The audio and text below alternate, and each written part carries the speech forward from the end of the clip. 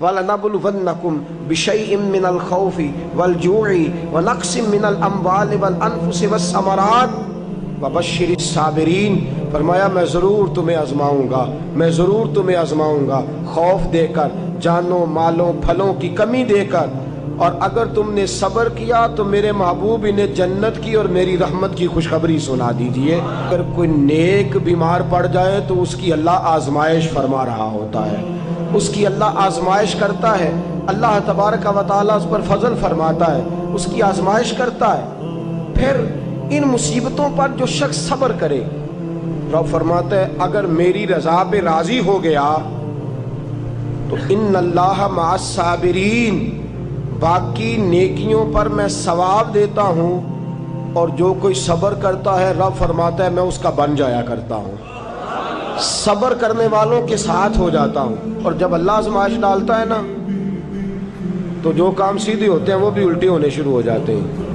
جب خدا کی طرف سے وَلَنَبْلُوَنَّكُمْ بِشَيْءٍ مِّنَ الْخَوْفِ وَالْجُوعِ وَنَقْصٍ مِّنَ الْأَمْوَالِ وَالْأَنفُسِ وَالثَّمَرَاتِ، جب اللہ کی طرف سے آزمائش آتی ہے، جب انسان پر اللہ کی طرف سے کوئی چیز نازل ہوتی ہے، آپ سونے کو ہاتھ رکھتے ہیں تو مٹی ہو جاتی ہے، آپ کسی طرف بھی، بہت سے دوست آ کے کہتے ہیں جی قدم آگے اٹھاتا ہوں جاتا پیچھے ہے کیا کروں، تو میں اکثر عرض کرتا ہوں کہ تھوڑے دن قدم اٹھانا ہی چھوڑ دیں، کیا کریں، بیٹھ کے اللہ اللہ کریں، صبر کریں، دعا کریں۔ کچھ وقت انسان پر ایسا ہوتا ہے تلک الایام نداولها بین الناس، جو اللہ نے انسان کے دن بدل کے رکھنے ہوتے ہیں، کچھ وقت ایسا ہو، پھر ایک وقت آتا ہے کہ وہی انسان مٹی میں ہاتھ رکھتا ہے تو اللہ اسے سونا بنا دیتا ہے۔ رب آزمائش کرتا ہے، رب آزماتا ہے۔ جو لوگ مصیبتوں پر صبر کرتے ہیں، جو لوگ مصیبتوں پر صبر کرتے ہیں، سید عالم نور مجسم شفیع معظم صلی اللہ تعالی علیہ وسلم نے فرمایا، رب فرماتا ہے ایک بندہ اللہ کی بارگاہ میں کھڑا ہوا، قیامت کا دن ہے، فرشتے نامہ اعمال کھولنے لگے۔ اللہ نے فرمایا فرشتوں تمہیں پتہ ہے میں نے اسے دنیا میں بڑے دکھ دیے تھے، اس پر بڑی آزمائشیں آئی تھی، اس نے زندگی بڑی تکلیف میں گزاری تھی، تمہیں خبر ہے؟ یا اللہ ہم جانتے ہیں، بڑا صابر ہے، بڑا صابر ہے، اس نے صبر کے ساتھ وقت گزارا، صبر کے ساتھ اپنے اوقات کو طے کیا۔ رب فرماتا ہے جو اتنا صبر کرے میں اس کا نامہ اعمال ٹٹولوں، اس کا نامہ اعمال کھولتے ہوئے مجھے شرم آ رہی ہے، سارا کچھ لپیٹ دو اور بغیر حساب کتاب اسے جنت میں داخل کر دو۔ یہ صبر کرنے والا ہے، یہ صبر کرنے والا ہے۔ بڑی خوبصورت حدیث، بڑی، بخاری شریف میں موجود ہے۔ بخاری شریف کی یہ حدیث ایسی ہے جسے میں جب بھی پڑھتا ہوں میں چوم لیتا ہوں۔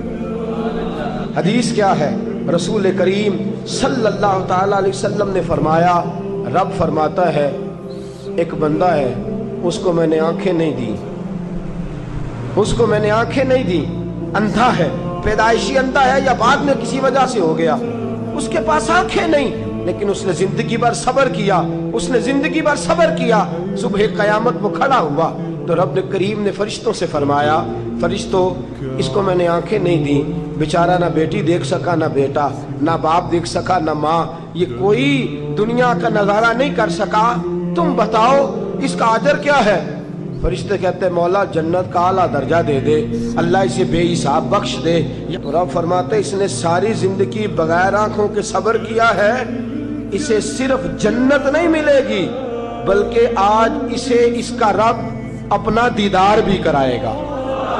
فرمایا قیامت میں لوگ جنت کے نظارے کریں گے اور یہ اللہ کا دیدار کرے گا، اس کو رب کریم کے جلوے دکھائے جائیں گے، اس لیے کہ یہ صابر رہا۔ اور میرے اعلیٰ حضرت فاضل بریلوی رحمۃ اللہ علیہ فرماتے ہیں جو صابر ہوتا ہے نا، توجہ ہے آپ کی، میری بات کی سمجھ آ رہی ہے؟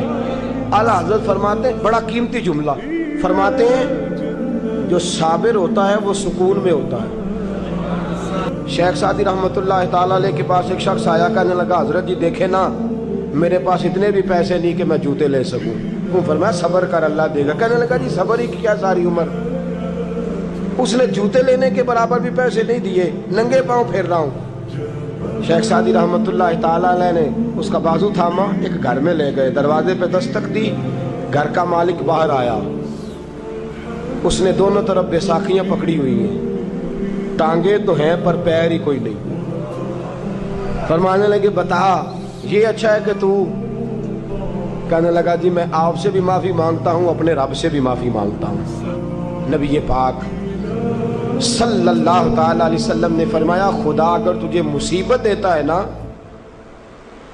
اور ان مصیبتوں پر جب اللہ تجھے قیامت میں اجر دے گا تو تیرا دل چاہے گا کاش سکون ہوتا ہی نہ، آزمائشیں ہی آزمائشیں ہوتی، تو وہ اجر دیکھے گا۔ وہ کسی دانشور نے کہا تھا کہ میرا باپ انتقال کر گیا، 6 مہینے گزرے تو میرا 18 سال کا بیٹا بھی انتقال کر گیا۔ کہنے لگے میں نے اپنے 80 سال کے باپ کا جنازہ اٹھایا تو میری کمر نہیں جھکی، لیکن جب 18 سال کے بیٹے کا جنازہ اٹھانے لگا تو میری کمر جھک گئی، اور رو کے کہنے لگا لوگوں باپ کا جنازہ پڑھنا آسان ہے، دعا کرو کسی کو بیٹے کا جنازہ نہ پڑھنا پڑ جائے، بڑا مشکل کام ہے، بڑا کٹھن مرحلہ ہے۔ حضرت ابو ہریرہ رضی اللہ تعالیٰ عنہ فرماتے ہیں اللہ کے محبوب صلی اللہ تعالیٰ علیہ وآلہ وسلم کے صاحبزادے جناب ابراہیم علیہ السلام فرماتے ہیں حضور کے صاحبزادے آپ رات کو جب ان کی ولادت ہوئی تو نبی کریم علیہ السلام ہمارے درمیان آئے۔ جاگیے ذرا غور فرمائیے گا بات پہ۔ سید عالم صلی اللہ علیہ وسلم تشریف لائے اور ہم نے حضور کے چہرے کو چمکتے دیکھا۔ ہم نے کہا یا رسول اللہ موڈ مبارک بڑا اچھا ہے، حضور کوئی خیر کی خبر ہے؟ فرمایا مجھے مبارک دو، اللہ نے مجھے بیٹا عطا فرمایا ہے۔